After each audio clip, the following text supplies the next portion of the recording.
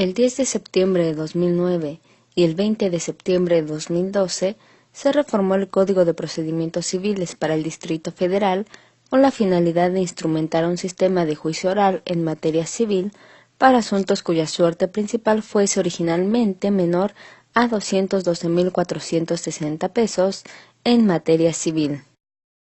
No se substanciarán en este juicio aquellos casos que tengan prevista una tramitación especial ni los de cuantía indeterminada.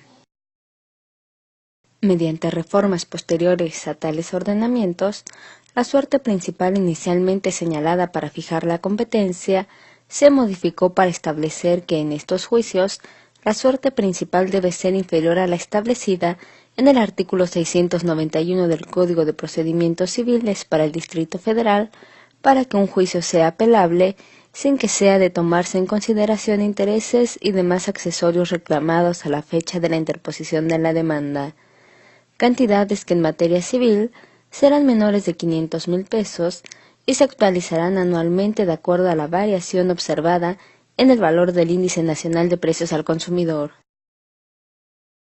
Con el fin de salvaguardar debidamente los derechos humanos de quienes no puedan hablar, oír o no hablen el idioma español e intervengan en un proceso oral en materia civil, se prevé que formularán sus preguntas o contestaciones por escrito o por medio de un intérprete, que se designará de entre aquellos autorizados como auxiliares de la Administración de Justicia o por colegios, asociaciones, barras de profesionales o instituciones públicas o privadas, relatándose sus preguntas y contestaciones en audiencia, y si así lo solicitare, permanecerá a su lado durante toda la audiencia.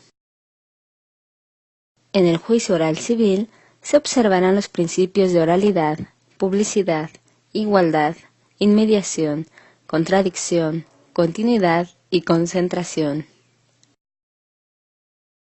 El proceso oral civil está compuesto por dos etapas. La primera denominada postulatoria, en que las partes fijan la litis y se desarrolla por escrito. A esta etapa corresponde la presentación de la demanda, contestación de la misma, reconvención y contestación de ésta, así como desahogo de vista de las excepciones y defensas de ambas partes. La segunda corresponde a la sustanciación del juicio y se desarrolla de forma oral. Esta etapa está integrada por la audiencia preliminar y la audiencia de juicio. La audiencia preliminar se compone de 6 fases: la depuración del procedimiento, la conciliación de las partes por conducta del juez, la fijación de acuerdos sobre hechos no controvertidos, la fijación de acuerdos probatorios, la admisión de pruebas y la citación para la audiencia de juicio. En la audiencia de juicio se lleva a cabo el desahogo de pruebas y se dicta la sentencia definitiva. A continuación, presentaremos una audiencia de juicio, relativa a un caso en donde tenemos como presupuesto que en la audiencia preliminar las partes no llegaron a un arreglo conciliatorio. Por lo tanto, se continuó con la audiencia de juicio en materia oral civil, en donde se desahogará la confesional a través de preguntas y no deposiciones, así como la pericial, habiéndose designado un perito tercero en discordia, pues los dictámenes de los peritos de las partes fueron contradictorios. Una vez que se desahoguen las pruebas, la juez dictará la sentencia definitiva. El actor, señor Estanislao Espejel Flores, reclamó el cumplimiento de un contrato verbal de mandato y el pago de 75,000 pesos, más los gastos y costas. La empresa demandada Fidesic negó la celebración del contrato de mandato, pero acepta haber entregado diversas cantidades de dinero. Veremos el inicio de la audiencia de juicio, en donde la secretaria del juzgado hará constar oralmente en el registro correspondiente el lugar, fecha y hora de realización de la audiencia, así como el número de expediente, las partes del proceso, su identidad y la del juzgador que presidirá la audiencia. Iniciamos grabación. Buenos días. En la Ciudad de México, Distrito Federal, a ser las 10 horas del día 9 de noviembre del 2012, la de la voz, secretaria de Acuerdos, licenciada Ivette Carrillo Balons, Hago constar que nos encontramos constituidos en esta sala a efecto de llevar a cabo la celebración de la audiencia de juicio dentro del expediente 12/2012, promovido por Estanislao Hernández Pérez en contra de Fidesic Sociedad Anónima. Preside la presente audiencia la licenciada Ana Lilia Olvera Cedillo. Se pide a los presentes, así como al público, que apaguen sus celulares y guarden el debido respeto. Asimismo, se pongan de pie para recibir a la juez. Posteriormente, la juez declarará la apertura de la audiencia y mencionará el antecedente inmediato de la misma.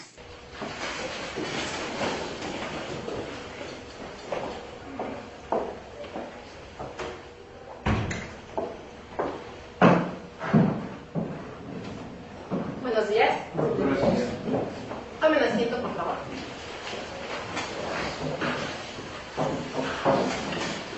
En el lugar, fecha y hora mencionados por la secretaria de este juzgado, se declara la apertura de la presente audiencia ordenada en la preliminar del día 30 de octubre del 2012. Secretaria, procede a identificar a los comparecientes y a protestarlos en términos de lo dispuesto por el artículo 994 del Código de Procedimientos Civiles. Sí, señora juez. Le hago saber que se encuentran presentes en esta sala el actor Estanislao Hernández Pérez, asistido de su abogado Armando Vargas Mejía, el apoderado de la parte demandada Francisco Ortiz Villaverde, asistido de su abogado Carlos Ledesma Gutiérrez. Asimismo se encuentran presentes el perito de la parte actora Fernando Ramírez Pérez, de la demandada Adriana Ramos Pérez y el perito tercero en discordia Víctor Andrade López, quienes previamente exhibieron sus identificaciones que tuve a la vista y corresponde con sus rasgos fisonómicos. Se pide a los peritos, por favor, pasen al frente para los efectos de la protesta y permanezcan de pie, así como los abogados y las partes. En este acto los protesto para que se conduzcan con verdad en la diligencia en que van a intervenir, haciéndoles saber que hay penas de prisión que va de 2 a 6 años, o bien multa de 100 a 300 días de salario mínimo general vigente para el Distrito Federal. Por lo que en este acto pregunto a la parte actora, ¿protesta conducirse con verdad, señor Estanislao Hernández Pérez? Sí, protesto. Abogado de la parte actora, Armando Vargas Mejía. Sí, protesto. Apoderado de la demandada, Francisco Ortiz Villaverde. Sí, protesto. Abogado de la demandada, Carlos Ledesma Gutiérrez. Sí, protesto. Perito de la parte actora, Fernando Ramírez Pérez. Sí, protesto. Perito de la demandada, Adriana Ramos Hernández. Sí, protesto. Perito tercero en discordia, Víctor Andrade López. Sí, protesto. Gracias. Pueden pasar los peritos a su lugar. A continuación, será la apertura de la fase de desahogo de pruebas y se desarrollará con las pruebas que se tengan preparadas. En este caso, veremos el desarrollo de la prueba confesional y de la prueba pericial. Secretaria, proceda a dar cuenta con las pruebas ofrecidas y emitidas por las partes, las cuales se desahogarán en la presente audiencia. Sí, señora juez, le doy cuenta que según lo establecido en la audiencia de fecha 1 de octubre de 2012 se encuentran preparadas por la parte actora la documental, la confesional a cargo de la parte actora, la pericial en grafoscopía y la instrumental y la presuncional. Y por la demandada las documentales admitidas, la confesional a cargo de la parte actora, la instrumental y la presuncional. Dada la cuenta de la secretaria, se concede el uso de la voz a las partes. ¿Parte actora tiene algo que manifestar? No, señoría. Abogado de la parte demandada. Sí, señoría.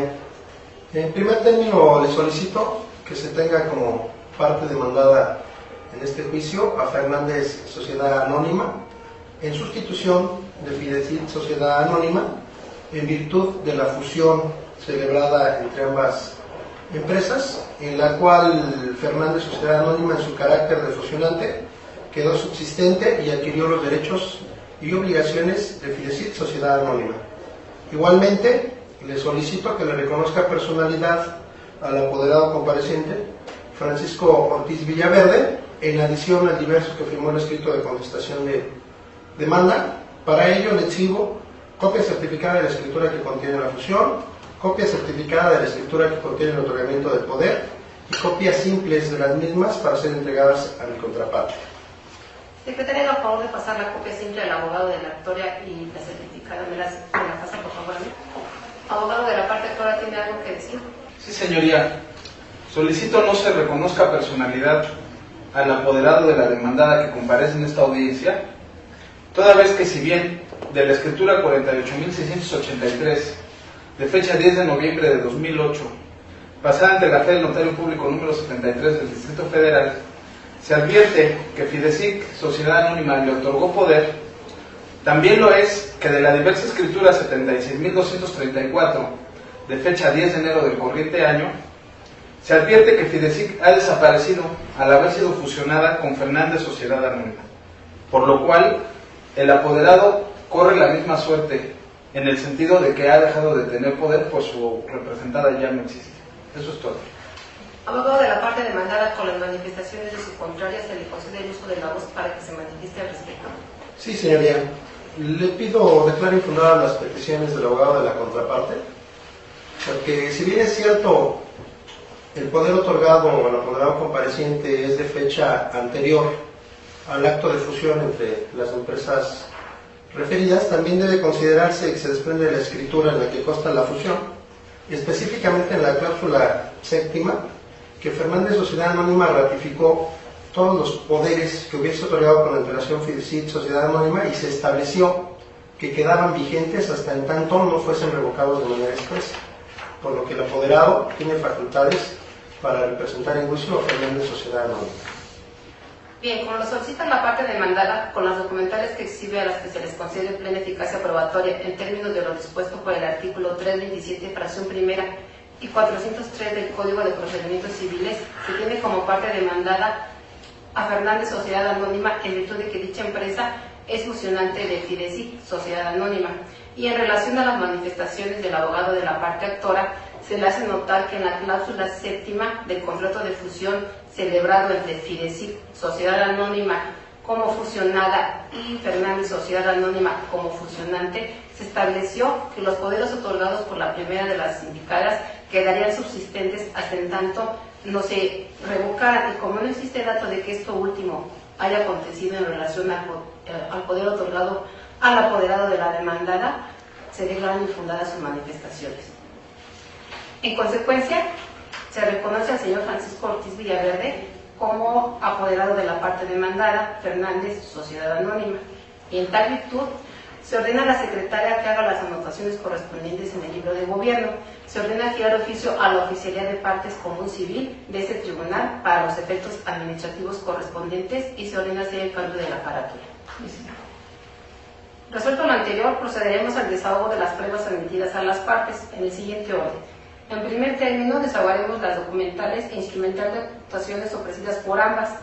Posteriormente, desahogaremos la prueba confesional a cargo de la parte demandada por conducto de su apoderado. Después, desahogaremos la prueba confesional a cargo de la actora. Y, por último, desahogaremos la prueba pericial ofrecida también por esta última parte. Atento a lo anterior, las pruebas documentales y la instrumental de actuaciones se tienen por desahogadas por su propia y especial naturaleza. Y en cuanto a la confesional a cargo del apoderado de la parte demandada, señor Ortiz, haga favor de pasar al estrado. Sí. En el caso de la prueba confesional, la secretaria de acuerdos procede a tomar los generales al declarante. ¿Secretaria, haga favor de tomar sus generales? Sí, señora juez. Diga por favor su nombre. Francisco Ortiz Villaverde. Su edad. 37 años. Domicilio. Privada de San Jerónimo número 36, Colonia Portales, Delegación Benito Juárez, de esta ciudad. Estado civil. Casado. Grado máximo de estudios. Licenciatura en Administración. Ocupación. Gerente. Gracias.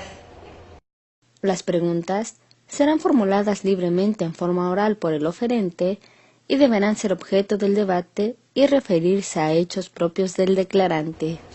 Señor Ortiz, el abogado del señor Estanislao Hernández le va a formular una serie de preguntas, las cuales deberá de contestar directamente, a no ser que yo le indique lo contrario o se presente alguna objeción.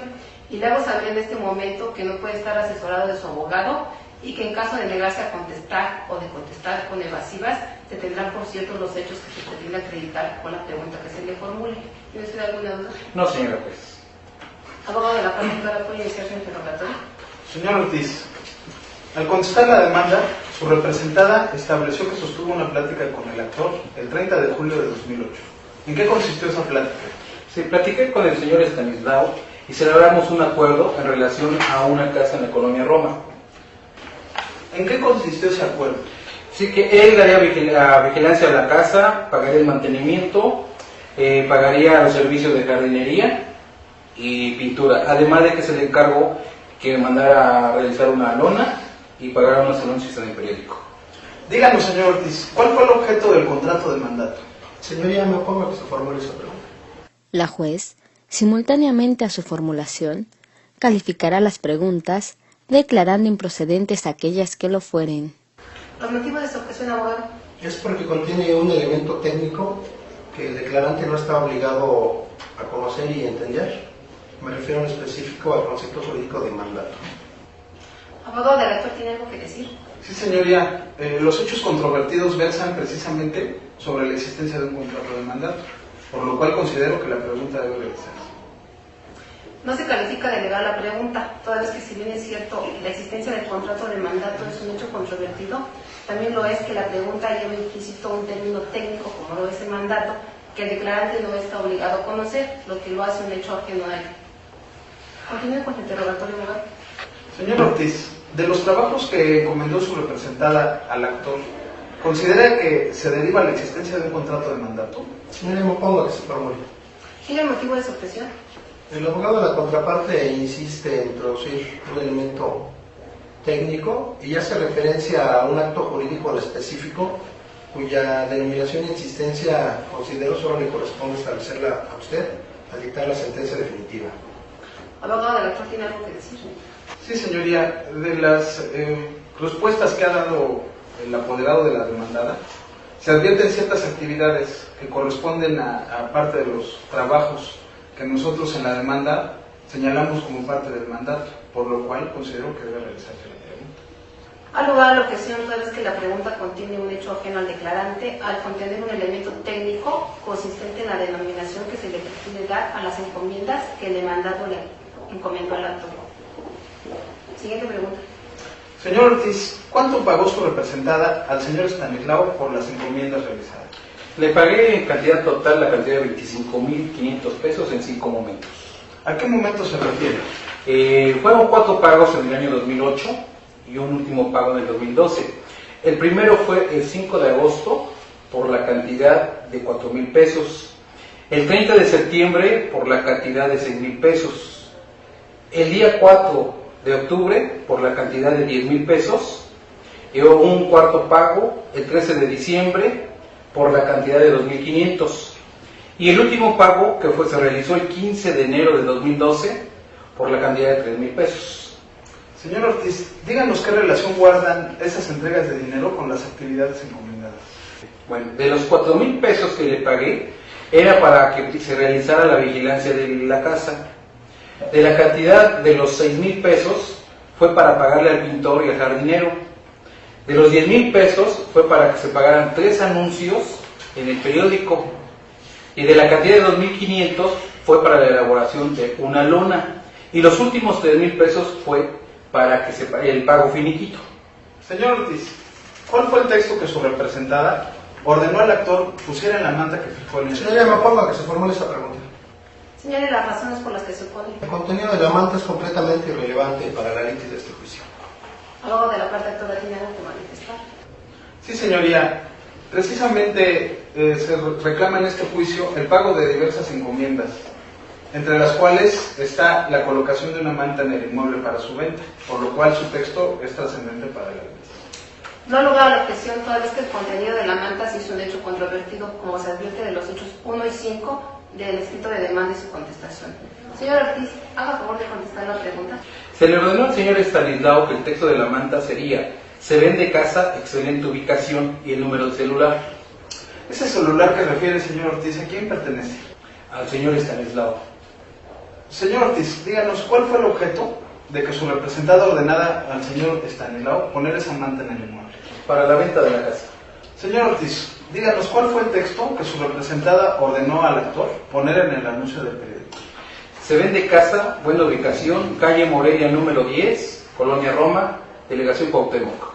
¿Y cuál fue el objeto de que su representada le diera esa encomienda de poner el anuncio al actor? Para que vendiera la casa de mi representada. Díganos, señor Ortiz, ¿quién promovió la venta del inmueble de su representada? No lo sé.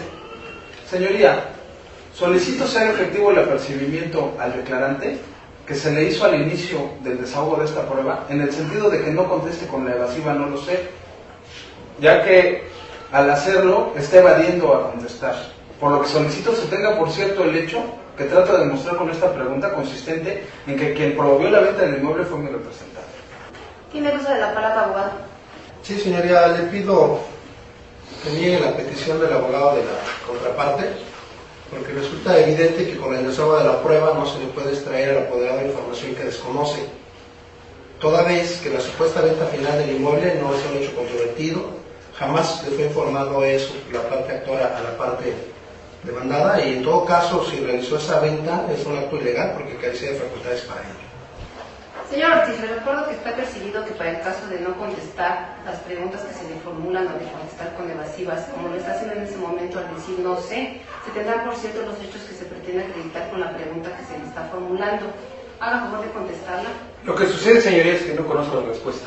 Bien, toda vez que el apoderado de la parte demandada está obligado a conocer los hechos controvertidos y que al contestar la pregunta con un "no sé", como lo está haciendo en este momento, ello se traduce en una evasiva, con fundamento en el artículo 279 y 1009, fracción tercera del Código de Procedimientos Civiles, se le hace efectivo el apercibimiento y se tienen por cierto los hechos que se pretende acreditar con la pregunta que se le formuló. Siguiente pregunta. Señoría, concédame el uso de la palabra, por favor. Adelante, abogado.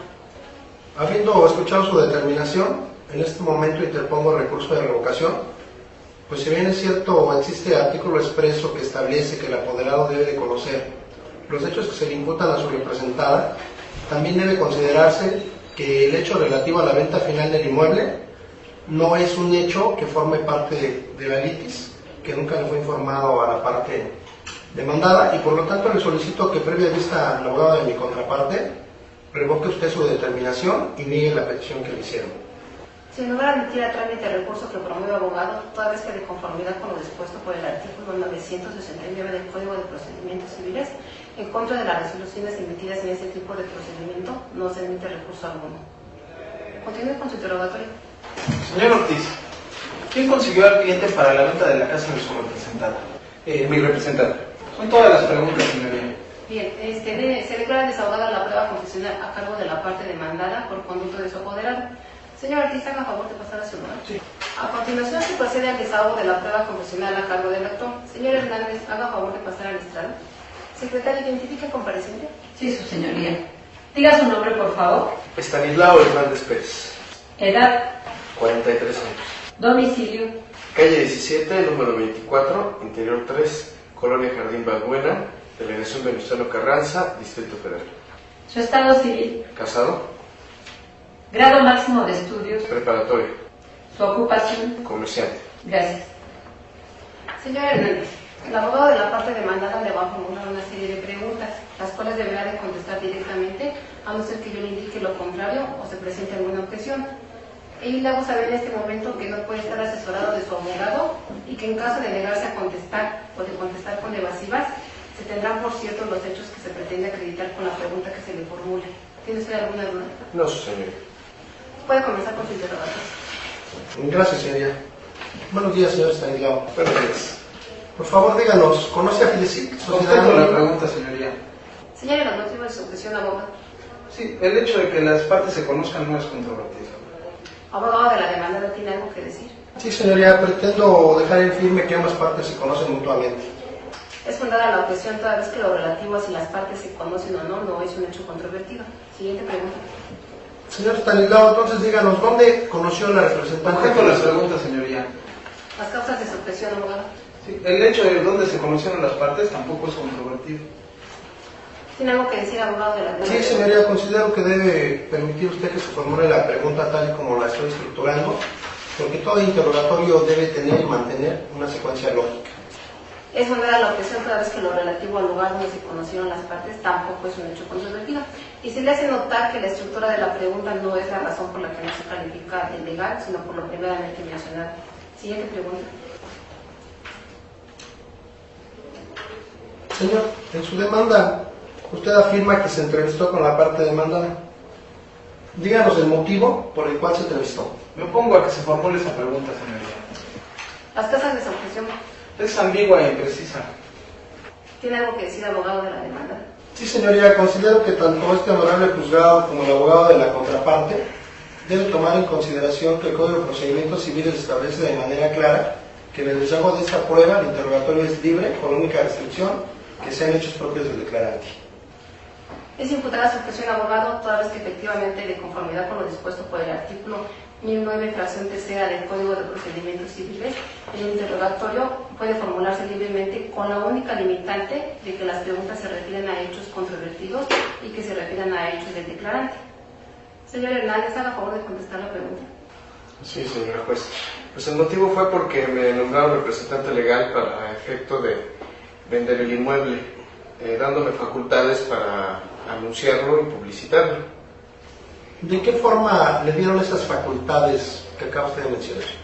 Pues me entregaron las llaves del inmueble, me entregaron 22.500 pesos para gastos para la publicitación del inmueble e incluso hasta le di mi número telefónico para anunciar en la casa.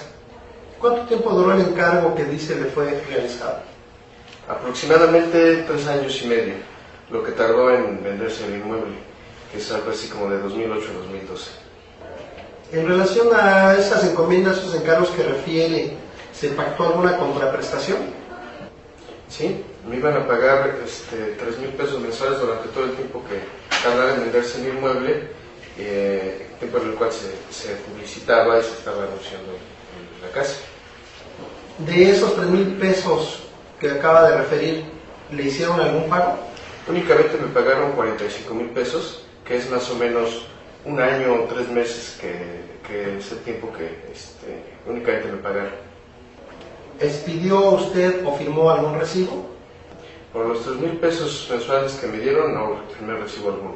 Únicamente firmé 4 recibos en lo que se refiere a los 22.500 pesos que por concepto de gastos me dieron. ¿De qué forma recibe usted esos pagos? En efectivo.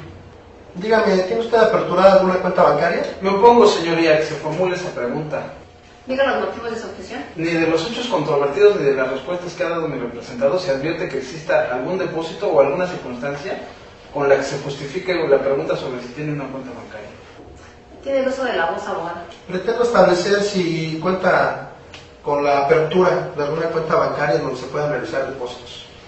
Ha lugar a la objeción toda vez que de los hechos controvertidos no se advierte la existencia de alguna cuenta bancaria. Siguiente pregunta.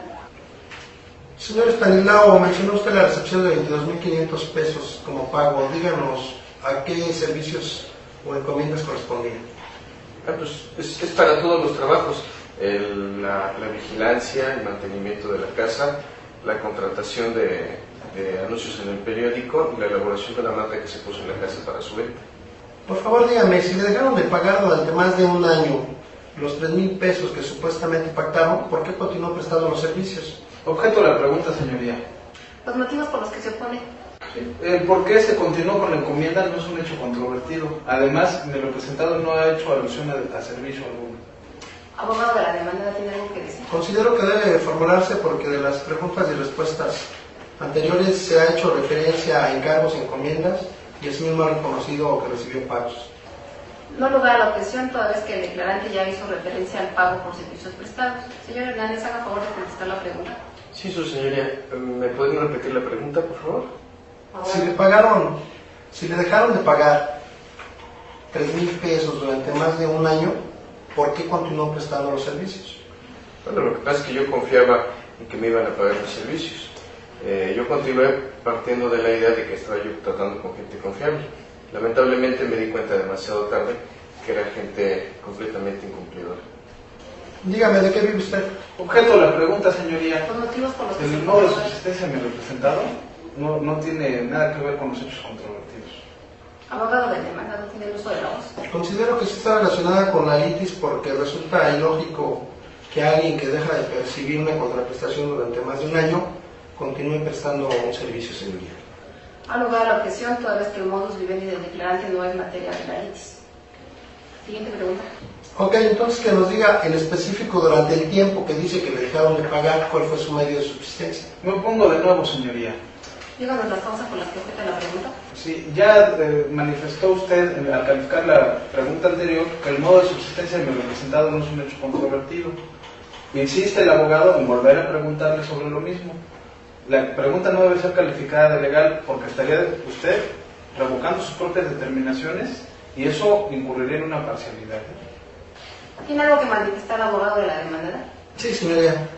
Respetuosamente soy yo el que le pide que se conduzca con imparcialidad tanto al calificar esta pregunta como las subsecuentes que voy a formular y sobre todo que aperciba al abogado la contraparte para que evite estar interrumpiendo la audiencia haciendo manifestaciones fuera de toda lógica jurídica, y reitero que la pregunta sí está relacionada con la litis porque pretendo dejar en firme que es ilógico que alguien que pacta un pago mensual y no se lo pagan en más de un año continúe prestando sus servicios. Es ilógico.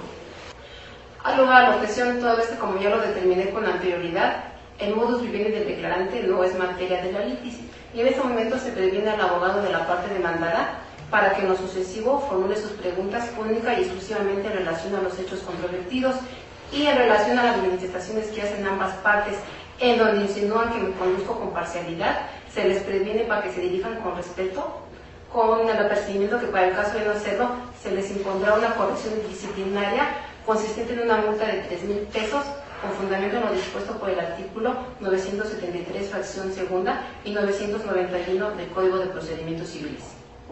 Continúe con su interrogatorio, abogado. Señor Estanislao, díganos en específico ¿qué servicio se comprometió a realizar a cambio de la contraprestación pactada? Pues fue la contratación de la vigilancia de la casa, el mantenimiento de la casa, la contratación de anuncios en el periódico y la elaboración de una manta que se colocó en la casa para publicitar.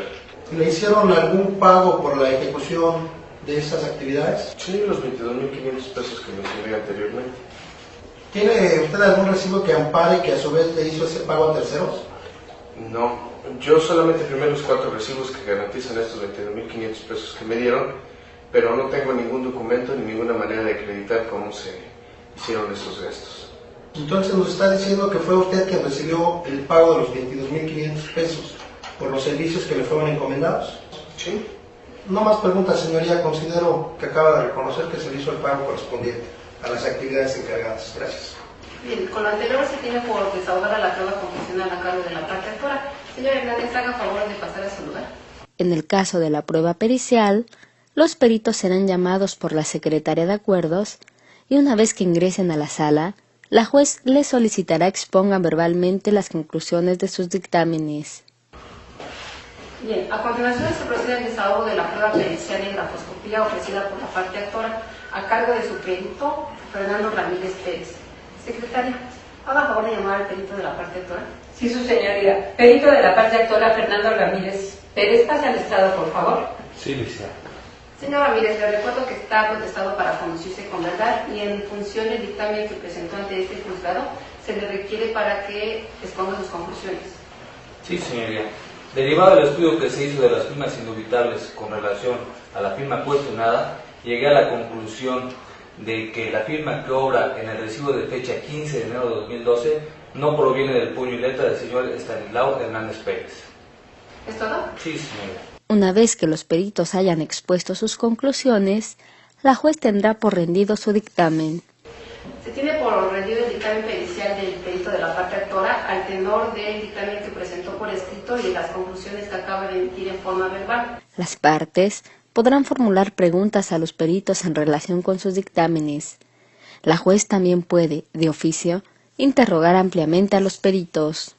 Abogado de la parte actora, ¿tiene alguna pregunta que formularle al perito? No, señoría, por el contrario, manifiesto la conformidad de mi representado con el dictamen rendido por el perito y se hace notar que se efectuó con el método adecuado y está apegado a la verdad histórica. Es todo, señoría. Abogado de la parte demandada, ¿tiene alguna pregunta que formularle al perito? Sí, señoría. Señor Ramírez, el abogado de la parte demandada le va a formular una serie de preguntas, las cuales deberá de contestar directamente, a no ser que yo le indique lo contrario o que presente o se formule alguna objeción. ¿Tiene usted alguna duda? No, señoría. Abogado, inicie con su interrogatorio. Señor perito, buenos días. Buenos días, En abogado. relación al dictamen que usted exhibió en actos,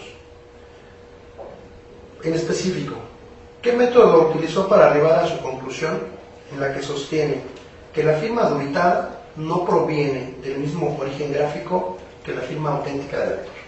Sí, dentro de mi estudio pericial que realicé, fueron 3 métodos específicos que se realizaron. Uno, el método descriptivo, en donde se hizo un estudio pormenorizado de las firmas tanto indubitables como de las cuestionadas. El segundo método fue el comparativo, donde se compararon tanto las firmas indubitables como las cuestionadas, valga la redundancia. Y por último, el método deductivo, donde se llegó a la conclusión de que la firma que está estampada en el recibo de fecha 15 de enero de 2012 es una calca de diversos recibos reconocidos por las partes de fecha 13 de diciembre de 2008. Dígame, por favor, ¿por qué dentro del estudio que realizó omitió señalar las características gráficas de las firmas indubitables? Disculpe, sí la señalé, y para ilustrar la duda que usted tiene, abogado, si señoría me permite hacer uso de unas diapositivas que traje en el proyector, yo se lo agradecería. ¿Se le autoriza el uso del proyector? Secretaria, auxilia crédito en lo que requiere, por favor. Sí, señora. Primero vamos a observar el recibo de fecha 13 de diciembre de 2008 que está reconocido por las partes.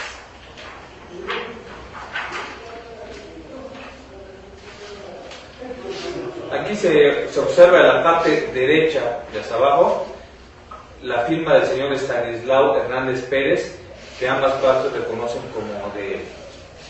Ahora se va a reproducir la firma que se encuentra estampada en el documento cuestionado de fecha 15 de enero de 2012.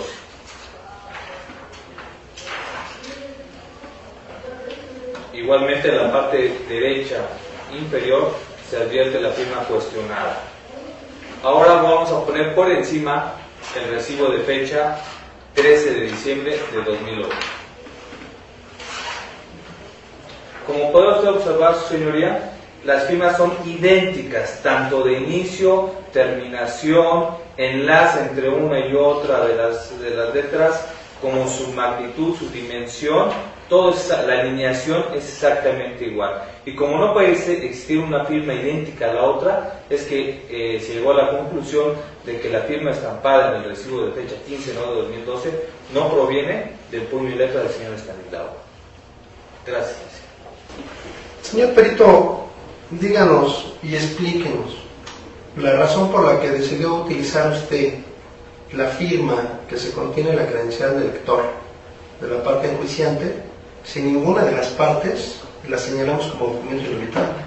Sí, abogado. Dentro de mi labor como perito es auxiliar en el conocimiento de la verdad de este asunto, y por lo tanto yo tomé en consideración todas las firmas que existían en constancias de autos, y como encontré la credencial del lector, se tomó en consideración, pero únicamente como antecedente.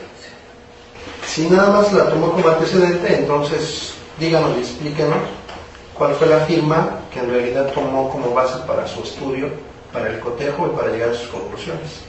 Esencialmente fue la firma que se encuentra en diversos recibos de fecha 13 de diciembre de 2008, que como ya señalé con anterioridad, de ahí se originó la firma que obra en el recibo cuestionado de fecha 15 de enero de 2012, y se trata de una calca. Para sustentar su conclusión de que la firma no procede del mismo origen gráfico, ¿cuántas diferencias gráficas encontró entre la firma indubitada y la indubitable?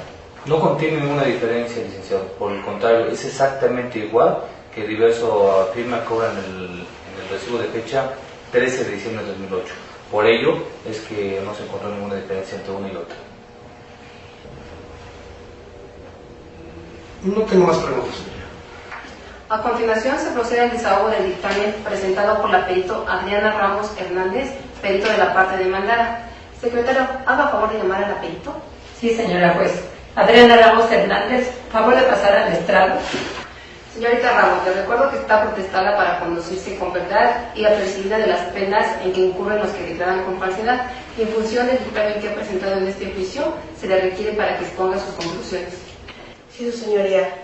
En primer lugar, quisiera manifestar que para efecto de establecer si una firma por su origen gráfico pertenece del puño y letra de una persona, quiero aclarar que ninguna firma es igual, ya que de ser igual estaríamos ante una falsa firma por imitación por calco.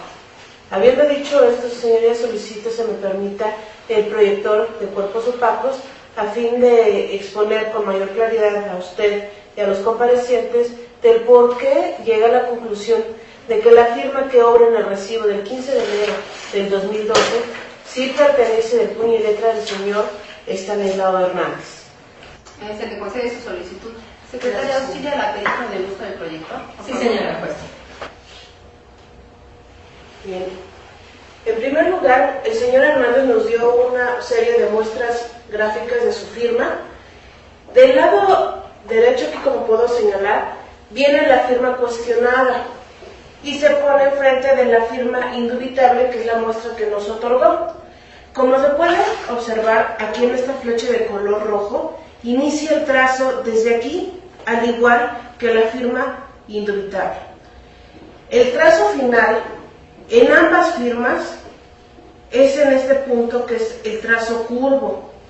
En ambas se puede ver a simple vista que tienen una inclinación ascendente, de tal forma que al tener similitudes ambas firmas, tanto en velocidad también, que no aparece que ninguna de las dos tenga un temblor y una presión que es firme, se llegó a la conclusión de que la firma que aparece en el recibo del 15 de enero del 2012 sí proviene del puño y letra del señor Hernández, al tener las mismas características que nos aportó en las muestras ante presencia judicial.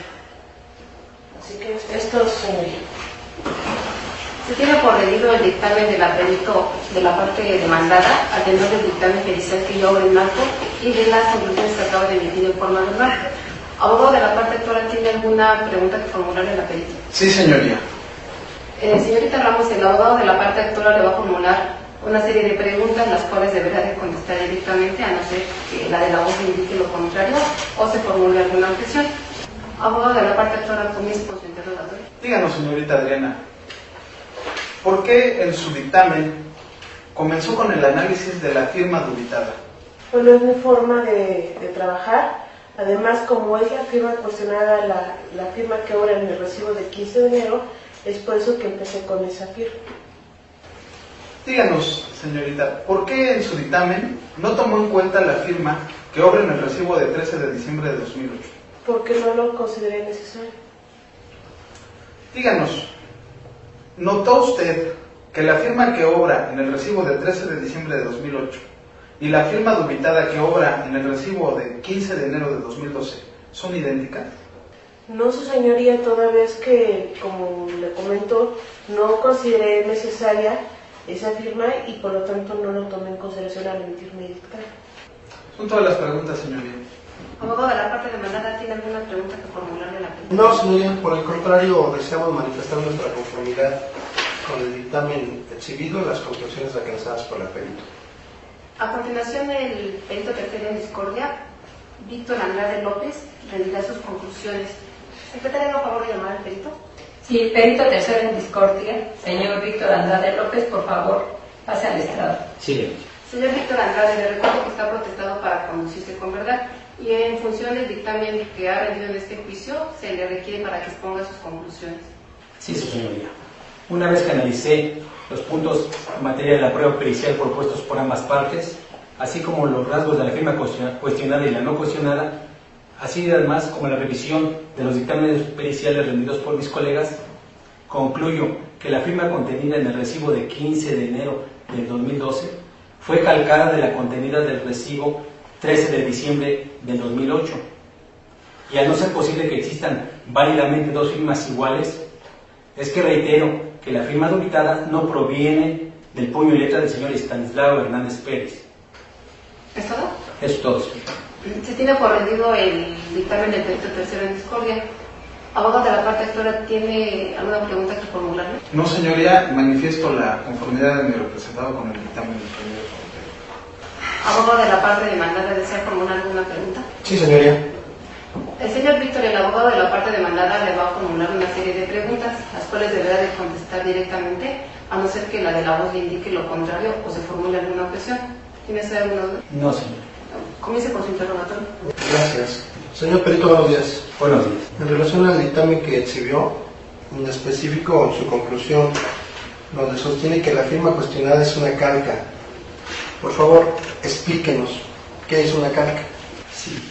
La calca es aquella que se obtiene colocando la firma original por debajo del documento en que se quiere copiar, reproduciéndose en igual proporción, similitud, rasgos e inclinación, obteniéndose finalmente dos firmas idénticas. Explíquenos su decisión de analizar el primer término en su dictamen, la firma indubitable. Por cuestión de método. El método es el procedimiento que se sigue en la ciencia para conocer la verdad, y en el caso se debe partir de una premisa fundamental para toda investigación grafoscópica, iniciando con el estudio de grafismos contenidos en la firma auténtica, para de ahí obtener constantes gráficas y estar en aptitud para decidir la autenticidad o falsedad de una firma cuestionada. En el caso, es incorrecto, por cuestión de método, que se haya empezado con una premisa incorrecta al analizar grafismos de una firma dubitada, por la básica consideración de que se desconoce quién es su titular, partiendo de ahí de una premisa falsa y evidentemente se llega a una conclusión incorrecta. Explíquenos, por favor, la razón por la que usted afirma que las firmas dubitada e indubitable son idénticas, si a simple vista se aprecian diferencias entre estas. Sí, su señoría. Para contestar esta pregunta, solicito se me permita el uso del proyector de imágenes. Se le concede su solicitud. Secretaria, auxilia al perito de lo que solicita, por favor. Sí, su señoría. En primer término, vamos a observar el recibo de fecha 13 de diciembre de 2008, que ha sido reconocido por ambas partes y que contiene la firma indubitable. Enseguida, vamos a poner sobre él el recibo de fecha 15 de enero del 2012. Y ahí vamos a apreciar cómo hay una idéntica proporción entre tamaño, rasgos, inclinación y demás grafismos con la firma original. De ahí que estimo que es una calca. Y al no ser posible que existan válidamente dos firmas idénticas, reitero que la firma dubitada no proviene del puño y letra del señor Estanislao Hernández Pérez. Eso es todo, señor. ¿Tiene alguna otra pregunta que formular al abogado de la demanda?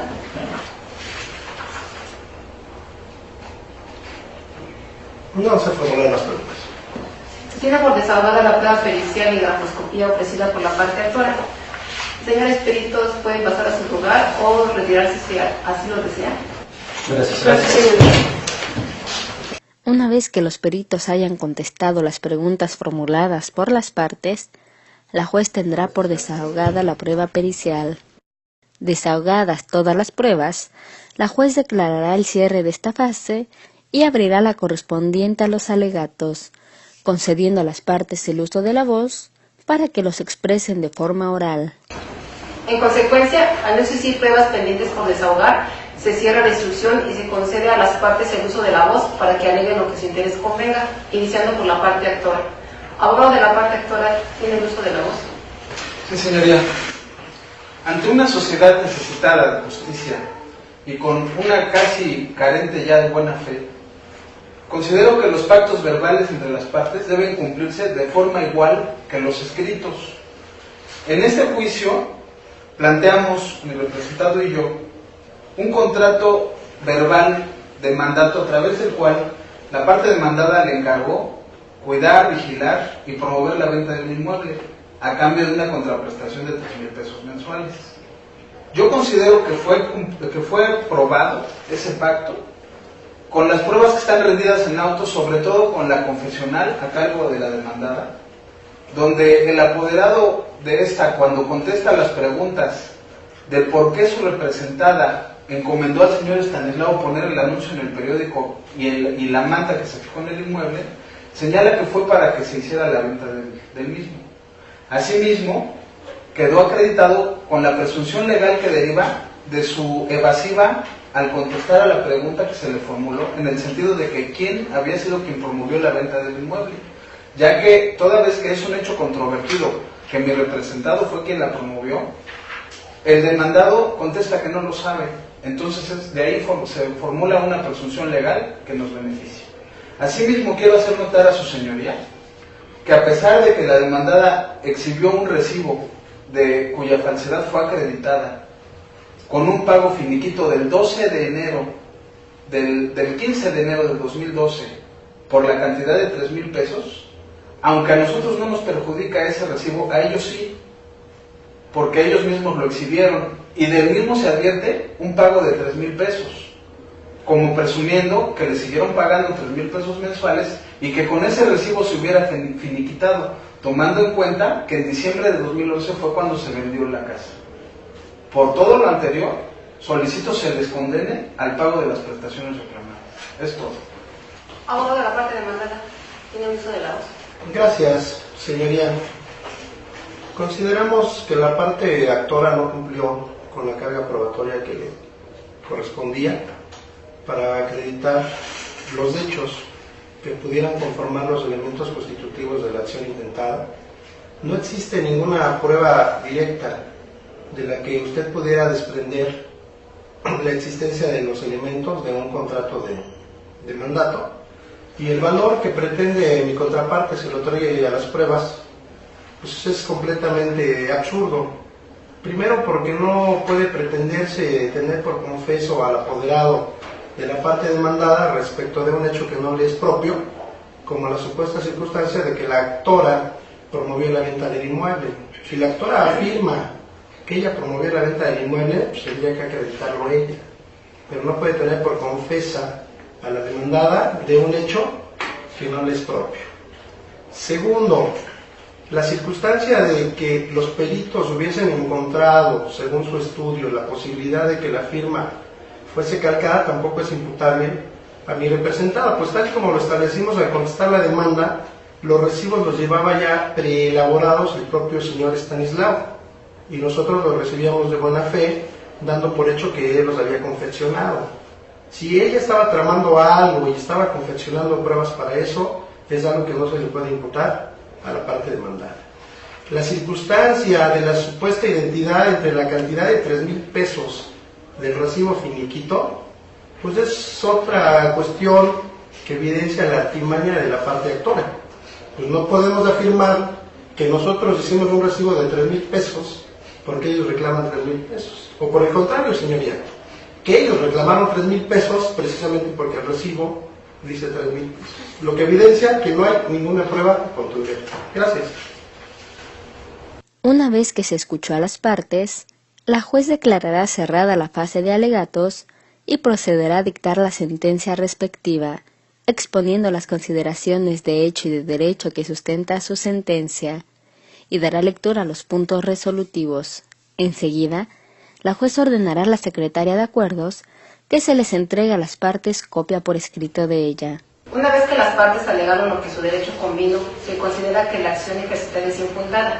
Lo anterior es así, en atención a que usted, señor Estanislao Hernández Pérez, basó el reclamo del pago de la cantidad de 75,000 pesos en un supuesto contrato de mandato que dice fue celebrado entre las partes, en el cual, en su carácter de mandatario, se obligaría a dar mantenimiento, vigilar y publicitar hasta su venta el inmueble ubicado en Morelia número 10, Colonia Roma, Delegación Cuauhtémoc, de esta ciudad, a cambio del pago de 3,000 pesos mensuales. En tanto que la persona moral demandada se excepcionó negando el contrato de mandato y alegando el finiquito de un contrato de prestación de servicio. Ahora bien, tales manifestaciones son infundadas, habida cuenta que de conformidad con lo dispuesto por el artículo 281 del Código de Procedimientos Civiles del Distrito Federal, las partes tienen la carga de justificar sus manifestaciones, carga que omitió cumplir el actor en atención a que no demostró con las pruebas desahogadas en esta audiencia que la demandada se haya obligado al pago de 3,000 pesos, mensuales y ante ello se le debe absolver de las prestaciones reclamadas. Sin que pase desapercibido que si bien es cierto que la parte demandada omitió demostrar el finiquito de la relación contractual existente entre las partes, atento a que los peritos, tanto el designado por la parte actora como el tercero nombrado en discordia, coincidieron que es falso el recibo de fecha 15 de enero de 2012, también lo es que independientemente de la procedencia de las excepciones y defensas que hizo valer la demandada, el actor debe de acreditar el pacto de la obligación en el pago de 3,000 pesos mensuales, lo que no sucedió. Por ello se reitera, se debe de absolver a la parte demandada de las prestaciones reclamadas. Procedo a leer los puntos resolutivos de la sentencia. Primero, ha sido procedente en la vía oral civil, en la que la parte actora, Estanislao Hernández Pérez, no acreditó su acción en contra de Fernández Sociedad Anónima. Segundo, se absuelve la demandada Fernández Sociedad Anónima de todas y cada una de las prestaciones reclamadas. Tercero, no se hace especial condena en costas. Cuarto, archívese en el legajo de sentencias copia autorizada de esta resolución. Acto continuo, se le hace saber a las partes que queda a su disposición en el local de este juzgado con el secretario copia simple de la sentencia dictada de conformidad con lo dispuesto por el artículo 1007 del Código de Procedimientos Civiles. Previa a cerrar la audiencia, la juez concederá el uso de la voz a las partes para que hagan manifestaciones en relación a otros puntos que estimen hayan quedado pendientes o para solicitar copias de la audiencia. ¿Parte actora tiene alguna petición? Sí, señoría. Solicito se me pida copia certificada del audio y video de esta audiencia, así como de la resolución que acabamos de escuchar. ¿Parte demandada tiene alguna? Por favor, copia certificada del audio y video de esta audiencia de la resolución. Se autoriza la expedición de las copias en materia de las peticiones que han hecho ambas partes, previo el pago de los derechos correspondientes.